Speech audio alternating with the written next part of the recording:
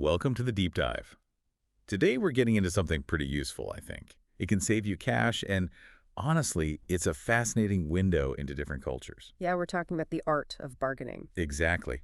We've got some notes here and a really interesting transcript from an English language learning session. It's from English Pod. And it's all focused on haggling, basically, how to negotiate a better price when you're shopping.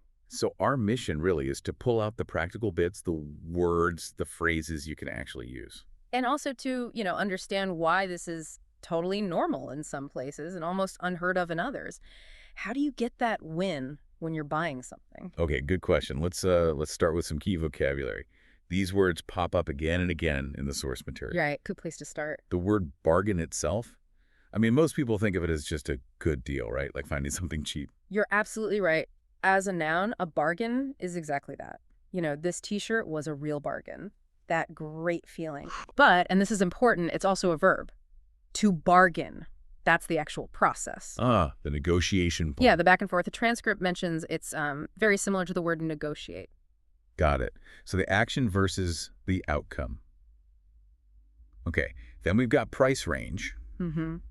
Seems obvious, maybe, but it's super important. Mm-hmm. It's that sort of mental limit you said, isn't it? What you're willing to pay, maximum and minimum. Exactly. And you see it used right in the dialogue example. That's a bit out of my price range. That's a polite way to start, I guess. Yeah. To signal the price is too high. It is. It's firm, but not aggressive. It sets your position early on. Another useful one is shop around. Right.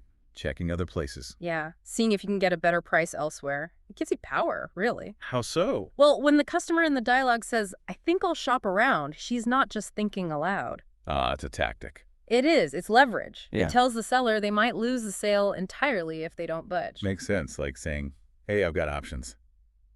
Okay, and lastly, pricey. It's just informal for expensive, basically. We all know expensive, but pricey sounds a bit more casual. Like in the example, still a bit pricey. And that comes after they've already offered a small discount, showing it wasn't enough. Okay, so we've got bargain, price range, shop around, pricey. Good toolkit to start. Definitely. So now let's dive into the actual dialogue snippet. This really shows how it all works. Okay, set the scene for us. All right, imagine a woman. She's in a store looking at 2 dresses she likes. Okay, 2 dresses, pricey ones probably. Seems like it. One's marked $150, the other $140. Okay. And the customer, straight off the bat, says, that's a bit out of my price range. Can you give me a better deal? Wow, no messing around, just straight in there. Is that usually a good idea, starting so directly? It can be. It shows you mean business, puts the pressure on the seller right away. So what does the seller do? Well, they do the classic thing. They try to justify the high price, talk about how exclusive the design is. Ah, the special tactic. Exactly. And they even call the original price a bargain already, trying to make the customer feel like they should just accept it. Does that work? Not on this customer, apparently. She just calmly says she thinks she'll shop around. I like that move. It's polite but firm. It is. It says, your price isn't working for me, and I'm not afraid to walk away. That definitely puts the seller on the spot. So the seller must feel the pressure then. Oh, yeah. Losing a potential sale, especially if it's 2 items, is a big motivator. So the seller makes an offer. $100 for 1 dress. Okay, that's a decent drop from $140 or $150. It is, but the customer, still not satisfied. She replies, that's still more than I wanted to spend. She's sticking to her guns. She is. Reiterating that price range idea we talked about, it keeps the focus clear. It shows persistence. So what happens next? This back and forth is interesting. Well, the customer changes tack slightly. She suggests buying both dresses. Oh, okay. Does that help? Buying more? Often, yes. It's a classic bargaining chip. For the seller, moving 2 items, even at a lower price each, can be better than selling nothing. Right. Clears inventory, maybe hits a sales target. Exactly. So the seller comes back with a special discount, $190 for the pair. Still quite a bit, though. Down from $290 total initially, but still nearly $200. Yeah, and the customer seems to agree. She says, I don't know, still a bit pricey. Thanks anyway. Ooh, thanks anyway. That sounds pretty final, like she's actually walking away. It does, doesn't it? It's a polite refusal, but it puts maximum pressure on the seller. Make your best offer now, or I'm gone. So does the seller crack? They do. Final push. The seller says $100 for both. Wow, $100 for both, down from $290. Yep. And they frame it.